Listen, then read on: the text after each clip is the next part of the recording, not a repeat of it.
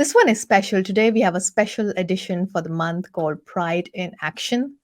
Special days are sometimes lose their essence in platitudes, or they can live their purpose to torchlight key issues that need our collective attention. Pride Month is an opportunity for us to reflect on the distance that we've worked on and the distance that we've covered as humans, as organizations, and society to drive inclusion. One action that we can all start with is enhancing our awareness about the LGBTQIA plus community, the spectrum of identities they represent, and their everyday life to be their authentic selves. The other key dimension is the experience at workplace and where organizations are in this inclusion journey. In this chat, I'm speaking with a leader who identifies with and advocates for the community. He has worked to shine on issues, put light on issues faced by LGBTQI community, and emerged as a role model for organization to strive that balance and build an inclusive environment. Francisco Ramirez, co-founder of OK So, ex-MTV producer, host, speaker, facilitator, and DEI champion. He's based out of New York and wears various hats. Francisco's done some amazing, incredible work in the space of respect, inclusion, sexual health, and helping companies in building a more equitable workplace and community. In our Fireside chat, we will learn more about Francisco's personal journey and how he has distilled his own experience as a coach in driving ground impact and change.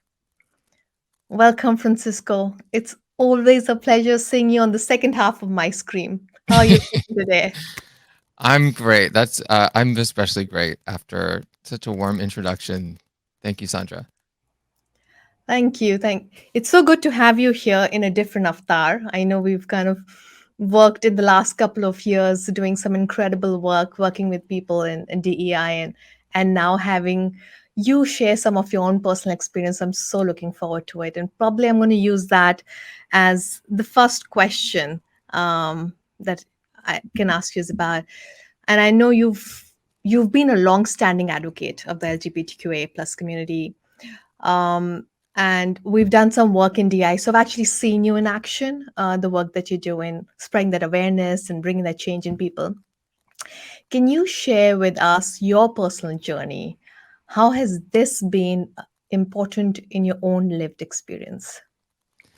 Sure. My personal journey is really one about, can I do this? Is this possible? What's okay? What is safe? That's one way to put it. And I think if in centering myself for this conversation, I was thinking about the idea of, we can do this. You can do this.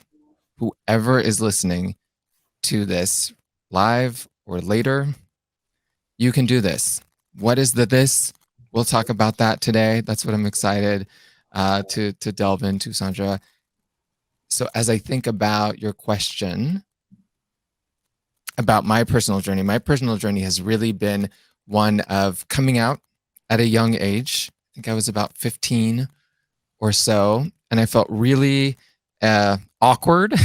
It's a lot of people might at age 15, but also sort of chilled to the bone about what will be safe. How will I survive? Can I survive? There were many moments where I was not sure of what the future might even look like. What type of future could even exist for me when I was much younger.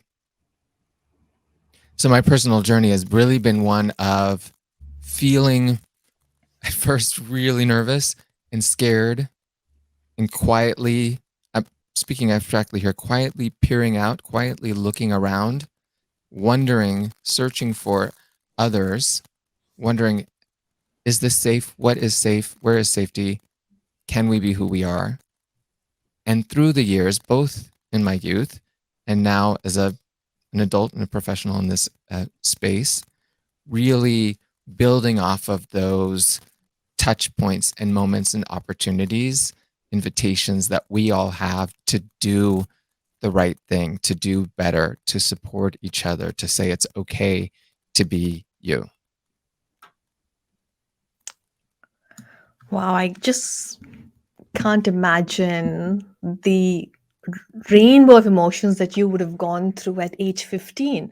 Because at 15, we're still struggling to figure out what the world is around us, and you're trying to get into a safe space, and then you have so many thoughts and, like you said, insecurities about what the future looks like, and I may just feel very different from 10 people around me, and who am I in that case? So I can just imagine the confusion happening around that. Yeah. Yeah. A lot of insecurity, you know, w- I mean, truthfully, a lot of people in the community are, very much still dying or considering suicide. Um, More than, depending on what we're looking at, perhaps more than half of transgender people have contemplated suicide at some point in their lives, which is staggering and not surprising, but staggering and painful, and a reminder that we have to do something. So it really is not, hyperbole to really say that when we are speaking with, or really, if I just speak from my experience, the idea, the question, the wondering, the curiosity of how can life continue when I'm experiencing such uh, uh, hatred and violence and all these sorts of things, it can be quite stark. Yeah. Yeah. It's quite dark and lonely because this is not talked about openly. No. Yeah. So you feel kind of lost. So, and that must have taken a huge amount of courage at age 15 to come out. And I'm wondering what kind of support or resistance you faced when you shared this with your friends or family or co-workers later on in life. Yeah, I appreciate the way you asked that about it, and even the idea that it takes courage. I would say yes, it took courage, and also, if I really reflect accurately, it took. I'm sort of playing the question in my head, and you can see me even looking up to the my mind. I'm seeing really the faces of all of the support. And there's, so many different ways to answer that question, the support or resistance that I experienced. And there's absolutely the resistance that comes to mind. I received death threats as a young person on an ongoing basis, experienced violence, throughout, for quite a long time. And in the workspace, I've experienced all sorts of resistance at work. I've worked in so many places, and as a consultant, uh, I'm talking about these issues and other issues about equity and support and leadership and more. And my travels and my conversation, my journeys, and all of this, has led me to all sorts of experiences in the workplace. For example, uh, lots of times I've been told, should sometimes said this way, act more like a man, give us the male perspective. Can you show up like a man? I've been Yeah. asked many times to change my voice, right? Or uh, people have wondered about, how will your voice land on this certain community? Certainly been told not to talk about my personal experience, to not talk about my life in many contexts. So there has been that kind of Feels ricocheting of, yeah, funhouse mirrors, it feels like, of resistance. But when I really think about it, truthfully, the support is the shining, that the big all caps word in that question that you asked me there, because um, the overflowing compassion, and the people with whom I've worked with and have been friends with, and really those often merge, but through them I've learned what it means to really experience unconditional support. And so all those things that I mentioned about violence and challenges and being told that I can't be who I am, it's those shining lights on the other side that really make, for me, those more challenging experiences, those experiences of resistance, Yeah. survivable. Yeah. Yeah. And sometimes those are lifeboats for us. When you think that you're drowning, you have suddenly this life jacket thrown at you, which you're so appreciative of. And and sometimes you need that to just keep yourself afloat. And interestingly, when you're talking about I was just reflecting back on the sessions that we've done together, and I've realized that with all these experiences that you've gone through, support and resistance and things like death threats, and asked not to be who you need to be, I've seen there is so much of understanding that you display in your sessions and workshops and coaching sessions of others.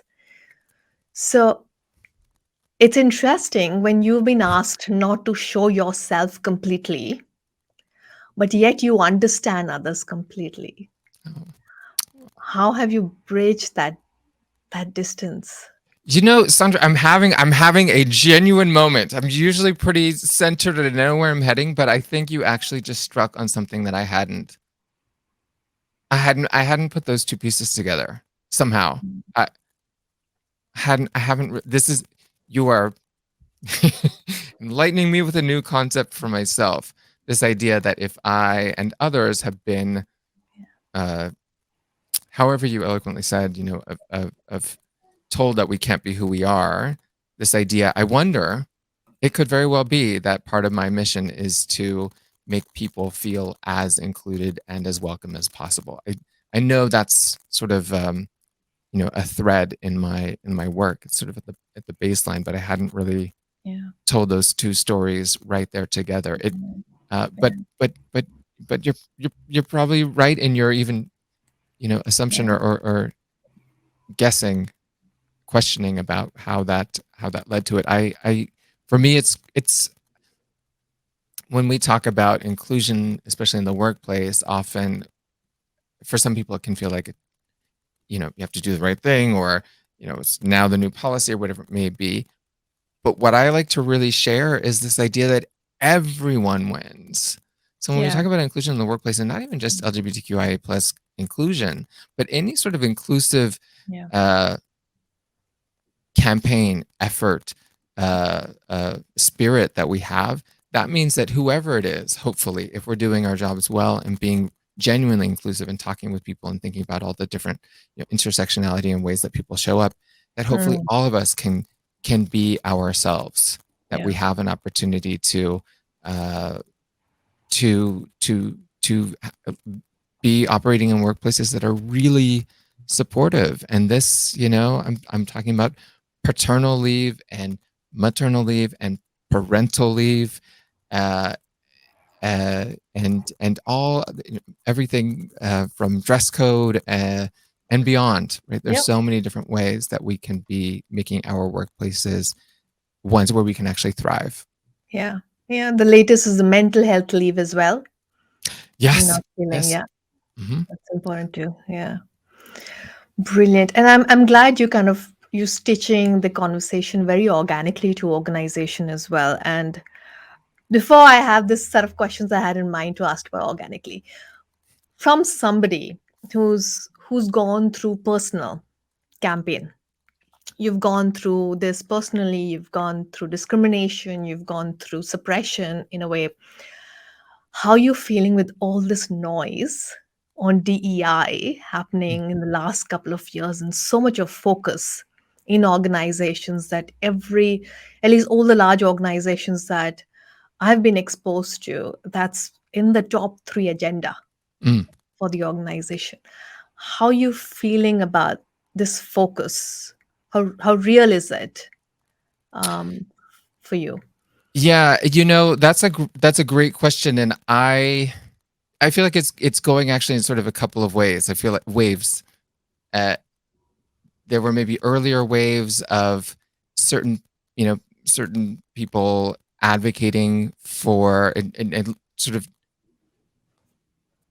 a lot of my work in earlier years was about making the case for DEI. So many of my hours were just focused on meeting with leadership and trying to convince them or finding a way Why is it to, important? why is it important? What does this mean? What does this look Yeah. like? How will others benefit? Why is this not too much or extra, or all these sorts of things?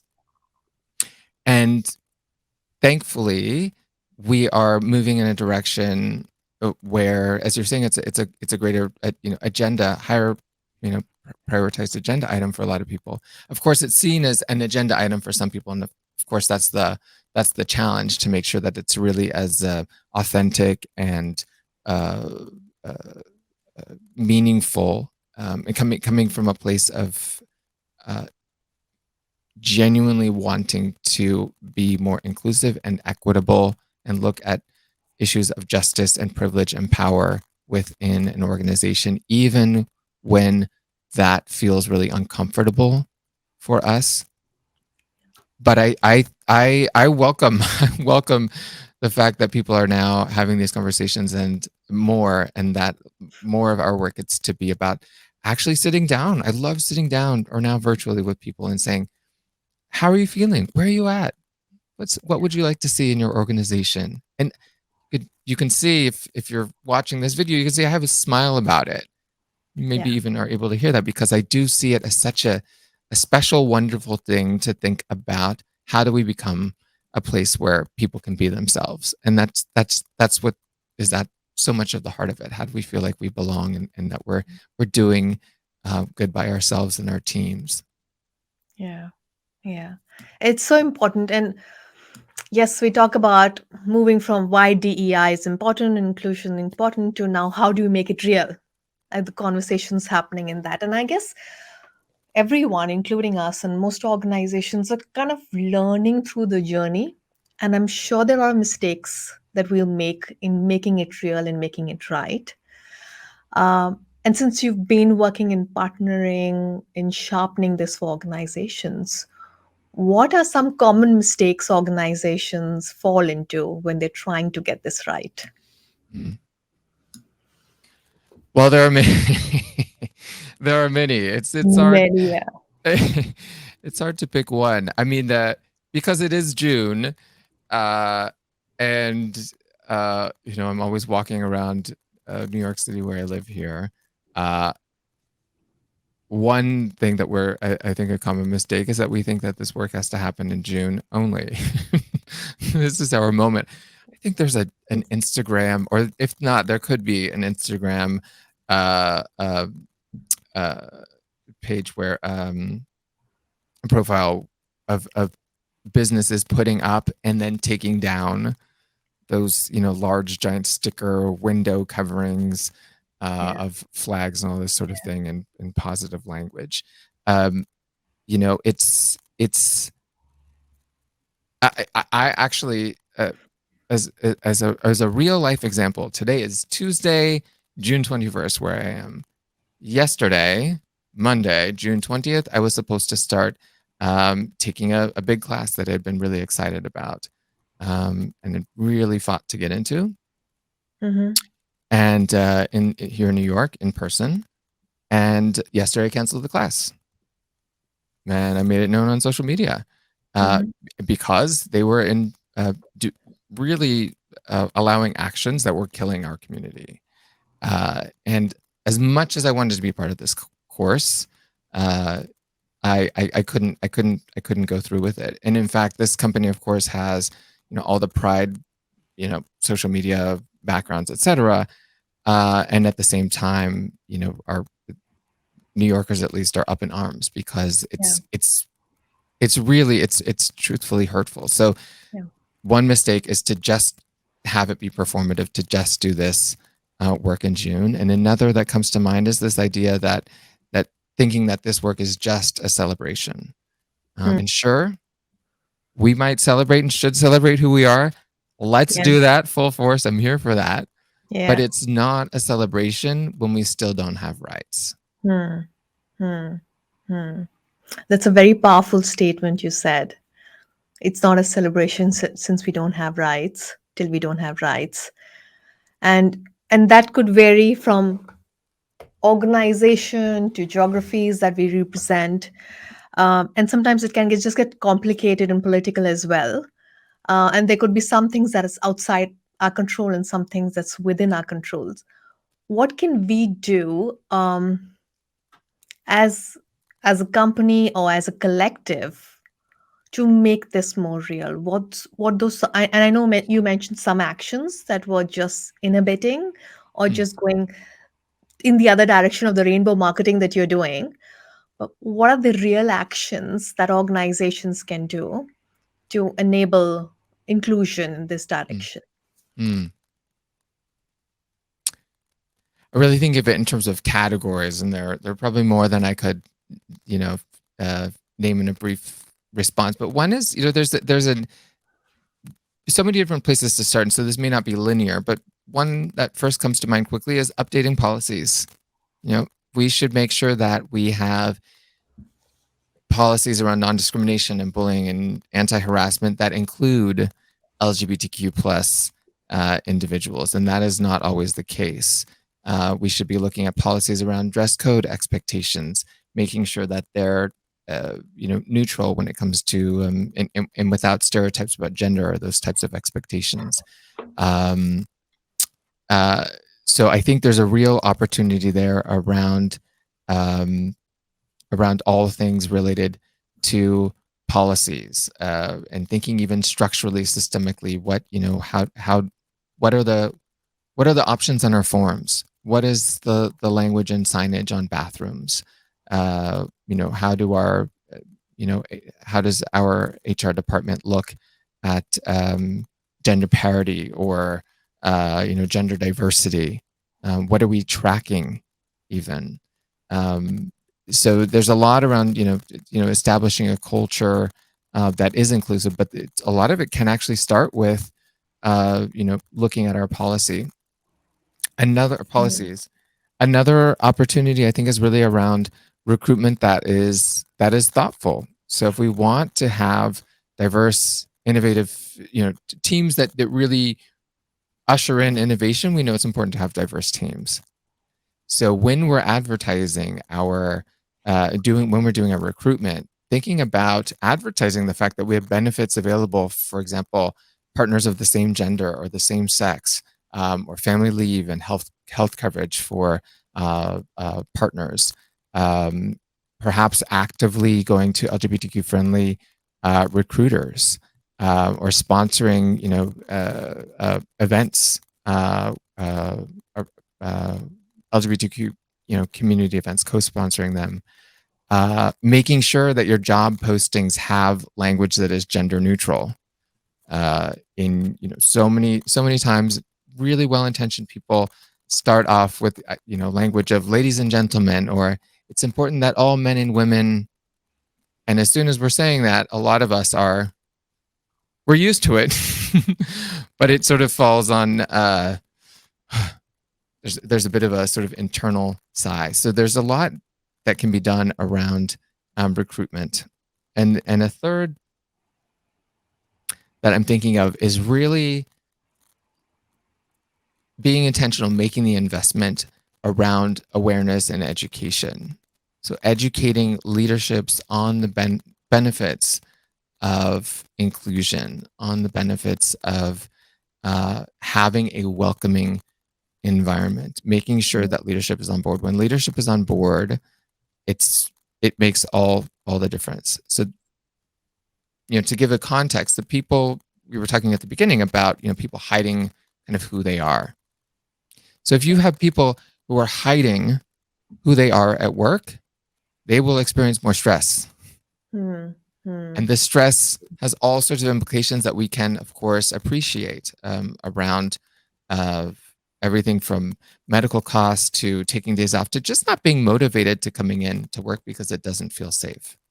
So the Yeah. small or arguably smaller investments that one can make, that an organization can make around being more inclusive, growing that awareness, being intentional with how we're actually calling people in, it really can have um, a huge impact. The critical part is that everyone deserves to be in a workplace, to have a job based on their skills, their knowledge, their abilities, without fearing that they will be rejected in any kind of way because of who they are. Beautiful. And you rightly said, I mean, the areas that you talked about was get your policies right, get your recruitment right, because you start from there. You have the policy, you have the recruitment, and then you start inviting and sponsoring people from different sections that you're looking to include, and then eventually awareness. And I want to kind of zero in on awareness because, and I heard you also sometimes say people don't intentionally, for example, say ladies and gentlemen, don't intentionally exclude Mm-hmm. because for the lack of awareness. Um, are there some, and if you could think of any statements that can be changed? So you give an example of instead of addressing ladies and gentlemen, they can address as men and women. Is that correct? Instead of ladies and gentlemen, I'm going to get ready for a whole List. slew of ideas. Good morning. Welcome. Hello, folks. Good morning to all. Hello, everyone. A pleasure to see you all. Thankful to have so many people here with us today. So many different ways. It feels, I actually love this example, Sandra. I love your question of, and my apologies if I've interjected prematurely, but it's a great example of how language of ladies and gentlemen, it's so instilled in many cultures and countries where we are speaking English, and even in other places where we're not speaking English. That concept, it's so ingrained in us, and in some ways, it feels like I've heard people say, "What a chore." I Hmm. understand. What a way to relearn. Yes, but what an opportunity to try to be new inclusive, to Yeah. try to be more inclusive, to try something new. Right? Sure, it takes a little bit of thinking, of being Resetting. thoughtful, resetting. What a great word. Yes, right? Of saying, okay, when I say men and women, we want a place where men and women are equal, or whatever it may be, or ladies and gentlemen. And I have to maybe think on the spot, or in the work, a lot of the work that I do with organizations is I actually sit down with their documents, and we look at their terminology. We look at the boxes. We look for gender neutral language. And at first, it can feel sort of like you're turning left and right, Unnatural. Yeah. but it can it but the and even if you get something wrong, which we absolutely will, I get things wrong all the time personally. Others will get things wrong as well in this work, in this journey. But the fact that we are making the fact, if we know how to apologize or make a comment, respectfully, when we address respectfully when we've made an error of some kind, but the fact that we're making this effort and this impact, and we can even state outright, I'm not sure exactly the best way to do this, but here's what I'm trying to do in my organization, my team, whatever it is. Yeah, yeah, yeah. And those are brilliant examples. I remember I was in that awkward stage a couple of years ago when we're doing the gender fishbowl exercise, if you remember, with the UN agency. And I had to be so conscious because in my facilitation, when I'm inviting people, it's so natural. Good morning, ladies and gentlemen. I would go on. But for that particular workshop, I had to retrain Yeah. my natural flow of conversation, and I would be conscious when I'm addressing, you know, people who identify themselves as women Mm-hmm. or men or either, Mm-hmm. uh, or are gender neutral. So for me, it took me a couple of times to say that, Mm-hmm. to now that it's completely natural, and I just don't feel that I'm saying anything that's different to a ladies and gentlemen, Yeah. but that's how it should be. Yeah. But that's right. What I'm trying to say, it's okay to be awkward. It's okay to reset. It's okay to miss some. Yeah. The idea is for us to progress and not be perfect in Yeah. this journey. I love that example, Sandra. And yeah, it can be a little challenging to try something new at first, but it really, uh, what I know for sure is that it will save lives. If we start there, it will save lives. People will feel lighter at work, especially in the longer and midterm. when we feel lighter, we feel more engaged, we feel more alert and excited, hopefully, about the work that we're doing and the potential and what we can actually create. So it really does, those small things that you just named, that example of just rethinking our language, even in that minute, very specific example, that is the type of thing you're role modeling in that moment, right? And that powerful role modeling will absolutely continue along the more champions and advocates and awareness education that we have accompanying it. Yeah. Yeah. You know what you just said very powerfully struck me in this moment is what you do and say could impact lives, literally. And I believe you because you don't know what you say uh, that could save somebody's life Mm-hmm. or just let them or push themselves to the other direction. So and sometimes we're just ignorant about certain communities and we just don't know about certain communities. So either we stay away and not include ourselves, which is also in a way action. It's an action. Inaction is also an action. Mm-hmm. And in that moment, somebody needs a voice and a support, and they're just too scared to be there. And you need to be that voice because in that moment, you could be more powerful, no matter what your role is. So just being conscious of what you say to people can actually save lives. Mm-hmm. You don't need to have a life-saving skill, so to say, but yeah, what you say does make a difference. Your compassion is your life-saving skill. Yeah, yeah, so powerful. Now, moving my direction from organizations to individual, and you're talking about your compassion is your life saving skill. Where do I start from? So, if I'm just anyone in an organization or anyone just there in society, what is an action that I can take to be more inclusive to people who are in the LGBTQI plus spectrum? What are Mm. things I can do and say? Where can I start from? Mm. I think one place is to, if someone's listening to this on a podcast or recorded, I invite you to hit pause after this question. And it sounds like a joke, but really just to take 20 seconds to think about this question. And it's very abstract, very general, and I'm coming up with it on the spot, if you will. And that is, where am I at? Where are we at with being inclusive around LGBTQ plus people? And your answer can be just for yourself, right? So one opportunity for how individuals on that individual level we can be more inclusive and be these champions is to first recognize where we're at. So we might be very welcoming, right? We might be very having a desire to be welcoming and inclusive, but unsure about X. And X could be language. X could be about not offending people. X could be about knowing where to start.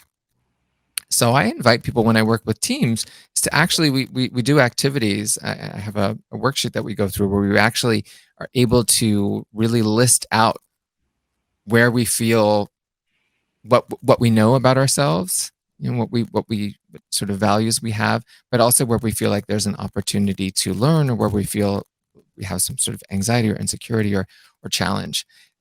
So I suggest to start there and just be honest with yourself. That information is just for you. So you can hit pause now if you're watching this in a recording and say, okay, where am I at on my journey about being more inclusive? And then following up immediately with that, something you can do is educate yourself, right? Or educate others. We all have things that we need to learn more about. And this isn't anything wrong with us. This isn't a failure. It is a an invitation, an opportunity to grow. So spend some time, look at your list and think about, okay, who are the experiences of people in the LGBTQ plus community that I might not know so much about? What are films I could watch? Or advocates that I could be following, or um, groups that I could join, or a one off event that I might attend, right? And then disseminating, sharing that information with the people that you work with. And even if it's just to say, oh, I went to this event or I'm going to this particular event, right? Every little moment, that in itself is a workplace culture changing moment. So, step one, think about where you're at. Do your self assessment. We can also do this with organizations. Two, educate yourself and educate others along the way. Another specific one, this is very concrete, is around pronouns. This is something you'll see right now. I think if I did StreamYard correctly, you hopefully see the pronouns that I use, right? So being able to put our pronouns in places where they are visible, it really signifies that we are being thoughtful about gender diversity. It allows those who may be less comfortable about being in the workplace to feel safer to share their own pronouns or to be themselves in whatever way they wish to disclose. There's so many others, Sandra, that come to mind, but That's a good place to start from. great. Yeah, yeah. And I think that's perfect. It's first to see where you are before I just jump on the bandwagon and see what everyone else is doing. Where am I and where do I want to start with? And for me, google.com has been amazing. That's a great start point Hmm. just to get some definitions in place, understand some bit, and then find where I can get more information and awareness from. Yeah, Speaking of pronouns, I saw a question here in the chat, and I thought I'll just ask you if that's all right. sure. Somebody's Jagati's put that here's a question for Francisco. We've been reading a lot about glossary of terms relating to identifying pronouns, but how do you ask someone at workplace how do they like to be identified as? Mm. What is this person's name? I want to make sure I address it. That's amazing. Jagriti. Jagriti. Okay, thank you, Jagriti. I love this question. Oh, here it is. Okay, how do you ask someone at workplace how do they like to be identified as? Okay, get ready for this is sort of a LinkedIn live theater, if you will, because this is an opportunity. I say it kind of jokingly, but really it is an opportunity to be innovative, to rethink how we just approach being inclusive. So I'm looking at this question again so I get it right. How do you ask someone at workplace how they like to be identified as? Okay, I'm going to give you 5 to 10, 5 to 10 ways to actually do this. So one is by modeling, right? Going into a meeting, going into a new team meeting, or when I'm working with teams, depending on who I'm working with, we might say, we invite you to go around and share your name and your pronouns. Oh, Uh, beautiful. or we can say, and depending on all sorts of factors, sometimes I work with teams where that is sort of the real ask. Usually for me personally, I usually add, so here's a different variation of that. I say, and your pronouns if you wish to, or your pronouns if you'd like to, because certain people might not be comfortable sharing their pronouns, or for me personally, pronouns are a confusing thing personally for me. But I'll respond to nearly any pronoun truthfully. So I like sort of injecting kind of that open air, that expansiveness to even that request. How else do you ask someone how they like to be identified as? Sometimes in one-on-one situations, I was working with someone just last week, actually, true story, and I noticed that their pronouns were kind of listed in different ways in different places. And it was a one-on-one moment that I had with them. So that was part of this answer of how do you ask someone.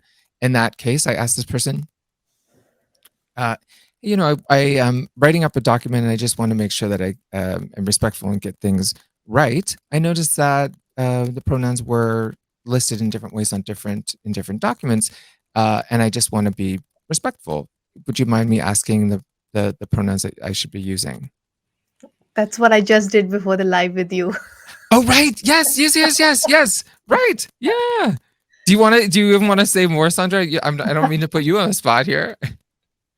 No, I think these are great start points. But Yeah. what I was thinking was if people are not ready to come out, am I putting them on spot Mhm. by asking them about pronouns? And then if they don't want to come out, are they being they're not ready, and they have the need to be inauthentic, because I'm not ready to answer so many other questions that come my way. So it's like a double sword. Should I be asking about pronouns, Mhm. or just let it be? If they're displaying it, great. If they're not, I won't ask. Yeah, it's there's a really wonderful sort of current as well under this question, and that is the well. First of all, I really commend the question and your question on it too, Sandra. There's this piece here for me about assumptions that we make, and I'm catching myself in assumptions that I'm making about people and gender all the time. And over the last so many years, I've really changed how I speak about people. So for the majority of my life, if I saw someone on the street who presented in a certain way, and then I was reflecting on that story or telling somebody, about what happened, what my day was like, I would say, "Oh, and I saw this person on the street, and he said, and there was this guy here, this woman here, whatever it may be." And I don't speak, I don't speak that way anymore. And it's not that that is necessarily, I wouldn't argue that that's disrespectful to Yeah. say those things, but it's an assumption that a huge assumption that I'm making. If I see someone walking down the street, or someone new comes into your office, or someone sits down at your, in your office, in your meeting, on Zoom, wherever it may be, and they present in a certain way. I see this all the time on Zoom. So much of our work is about being inclusive in remote environments these days. I see this all the time when we're talking about, okay, well, let's make sure that we have good balance of gender. And we assume that somehow just by looking at names or, scanning Zoom boxes that we can balance gender. Sure, maybe we can get some approximation to it. We might not be off, but the part that's sort of at the center of it is this idea that we know how everyone identifies, and we truthfully, and we don't. So back to Drik's question about how do you ask someone, there's a lot of value of asking and making sure that we get things right, and there's also things that we can do on sort of the other end, which is just not assuming anything about people Yeah. unless they tell us, uh, or unless it's comfortable for us to be asking, for somebody to be asked, and for somebody to be sharing that information. Yeah. Yeah. Yeah. What I hear you mostly saying is walk the talk as well. Be the first person to show yourself, and share what you need to do if you want to kind of create that safe space for people to speak up and answer. Those Mm, are great examples. Thank you. Thank you, Francisco. There's yeah. so much learning over here. Um, So, as we are getting into, and I was just realizing there's so much of unconscious bias that we are tuned to, that it's a lot of work for us to be consciously opening that. And sometimes it may feel like a lot of work getting into conversations, and it may seem that it's slowing us down, but I feel it's really important to take that slow journey Mm, to make it right than to just go fast and have it as a flavor of the month, but mm, kind of miss a lot of milestones along the way. yeah. But when we talk about homophobic or transphobic attitudes, Mhm. how can I, as an employee or a professional or colleague, respond to certain behaviors, whether it's a homophobic joke or somebody saying something about somebody? How can I Mm, do something about when I see that action happening at work? beautiful. Uh, so, one, thank you for asking this question, and thank you for whoever's listening, who's thinking about how do I respond to those homophobic and transphobic attitudes that they might hear in the workplace. These are the moments. I started off with policy. I can talk about policy all day long. I can talk about education and leadership and trainings and all of that, and it's important. It really does make a difference. We have the data on this, but so much of it really comes down to those moments in the meeting when someone says, "Oh, well, you know how those people are," or, "Well, that's kind of, you know." It's hard for me to even say the language, right? But to say these comments, and so there's a whole buffet of ways to manage them. One is to first recognize, and this one I put a giant star by, is to recognize your reaction. Recognize your reaction. And what do I mean by that? So what usually happens, I interview a lot of people around these moments. What usually happens is somebody says something in a meeting, and we feel like, oh, huh, what, wait, did I? Is that? We scan around. We're looking for facial cues of others. We're trying to think about, gosh, what should we do? And when Yeah. I interview people, what we're usually finding is, because we are in that sort of vortex storm, overwhelm moment of, oh, what should I? Oftentimes we are led to inaction. And so the value of recognizing your reaction, and by recognizing your reaction, I mean taking a step back just for a moment and say, am I feeling awkward? Oh, I am feeling, oh, this does feel uncomfortable. This does feel weird. No, this doesn't feel right. So we recognize it, we validate our reaction, validate our thoughts, we gather our thoughts first so that you can actually feel strong to take action, and then name what you see. That looks like, this seems like it might be, or this is, or I'm not so sure about that. I'm not comfortable with this. And it can be a whole spectrum. It can be, you know, right? So even that, I have not finished the sentence, but I have come in, I have interrupted it, I have stated dissent, even sort of quietly. There's no one right or wrong way to do this. We think about that. I think about sharing this potential impact. Some people might take offense to that. That comment may perpetuate, negative stereotypes. And we, of course, aren't speaking for affected people, but being able to say, this language will matter. And the last piece I think about is around this notion of offering support and resources. So this is not a case of, I think, of blame or judgment or seeing this person as bad. This is just my personal belief. But when people say these sorts of things, it's not because, this is just my belief, it's not because they are inherently bad, but they have been socialized in a certain way to believe whatever they may believe. And so there's an opportunity really for joint, gesturing, sort of hands being held here, joint learning, offering support. It could be seeking support for yourself, psychosocial support, your friends, your colleagues. It could be offering support to this person or the person affected, or offering support for your team. Hey, without naming things, this happened just the other day. I was working with a team, and when we saw it as an opportunity for a brown bag around pronouns. Right? Yeah. Instead of going just in the negative and the blame, we said, what if we spend an hour to have a conversation just about pronouns and how we can get this right? This work takes courage. To speak up takes, you might feel afraid to take these actions, but it will absolutely make a difference. Yeah. Yeah.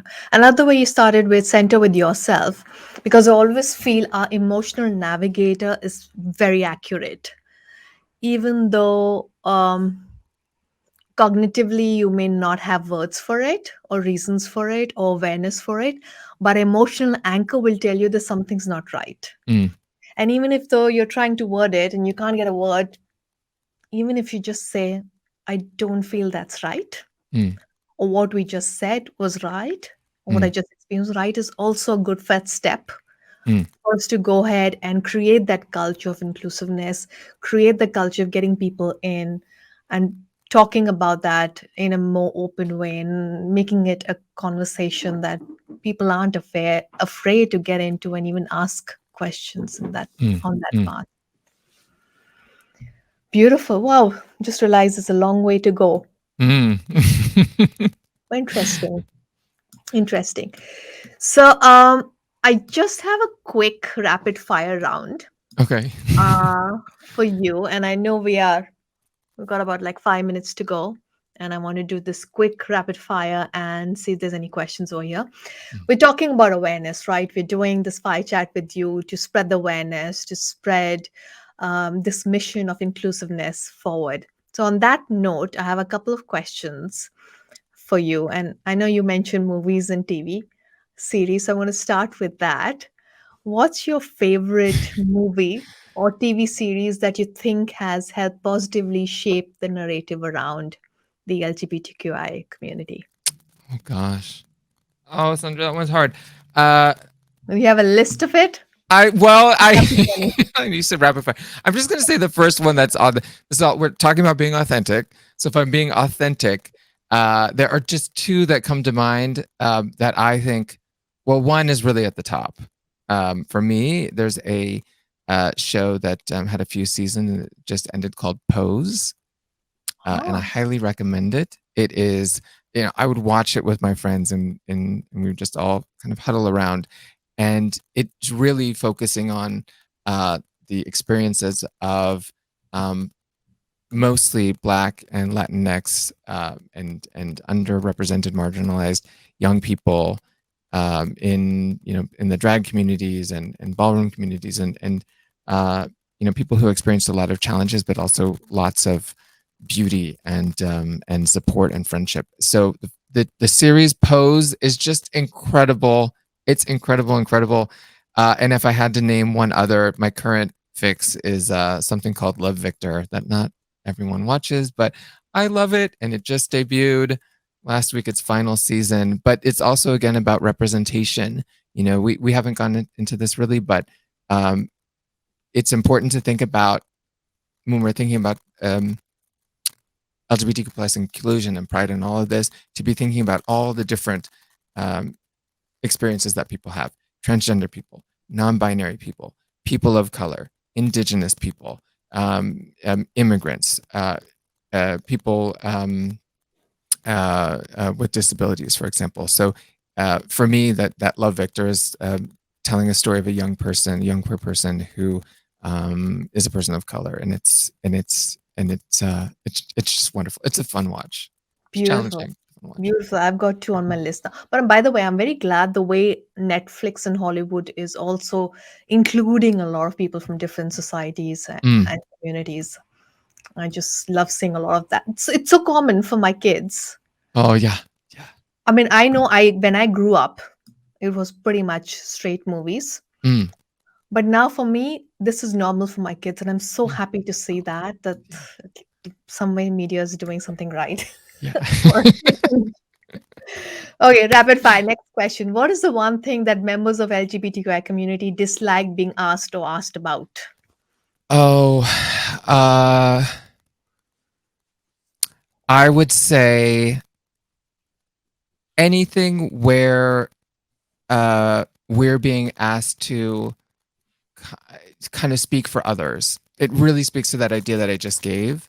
A lot of times I'm asked to kind of speak for, the community. Yeah. But I mean, it's so that I guess that the question that I like dislike being asked is, um, especially in a sort of deeper work context of, what I can, you know, I guess asking a question where the assumption is that I know how the experiences of Yeah. others. So And you're representing probably one spectrum of this huge umbrella of LGBTQI plus, but yeah. yes, we As a quick example, last month I was working with a team, and it was mostly around LGBTQ plus inclusion, but a large part of my work was thinking about practices around breastfeeding in the yeah, workplace, and that's valid, and that intersects, and that's yeah, important. yeah, Yeah. yeah, yeah. Got that. Good point. What's your favorite campaign or initiative and why? Uh, Pride Month. I know. Well, I really like the work that we do at OK. So that's our app where we support young people. It is all free. It's available, not in every country, but it's available in some countries on iOS and App Store.